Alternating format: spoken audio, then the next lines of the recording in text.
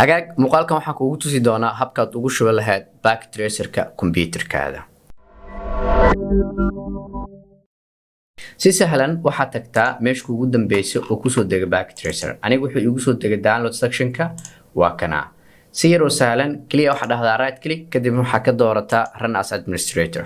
run as administrator markaad dhahdo wuxuu ku keeni doonaa yes or no, waxaad dhihi doontaa yes kadib waxaa ku imaanayso dialog box-kan. dialog box-kan markuu ku imaado wax kale ha sameynin, kaliya ku dhufo I accept kadibna dheh next.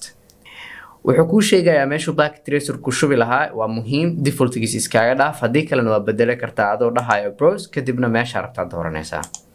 haddaba aniga waxa ku dhaafi doonaa meeshiisa originalka kadibna waxa dheena next install. installation ku bilaabaya markuu dhameeyo oo isku soo laabanayna. hagaag ugu dambeyn waxaan ugu shubmay Packet Tracer-keena.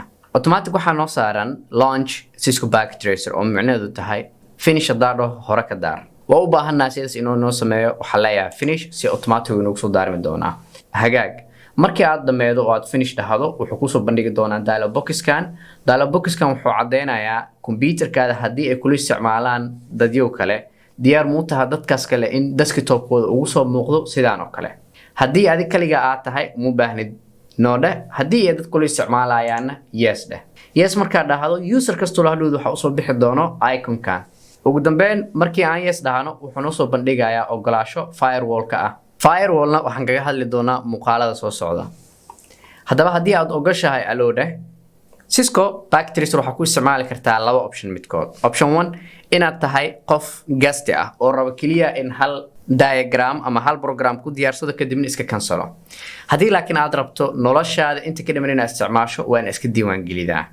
waa ku soo qaabka la isku soo diiwaan geliyo waxaan rajeynayaa inaad iska diiwaan gelisay oo aad ila socod. waxaan geli doonaa account-kayga si aan u helo barnaamijyada oo bixiyo Packet Tracer. email-ka markaa gelid wuxuu ku weydiin doonaa password-kaada, waxaa geli doontaa meeshan password-kaada.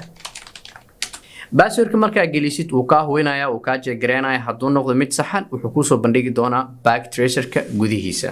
ugu dambeyn waxaa ku shubana Packet Tracer waxa horteena yaalo Packet Tracer.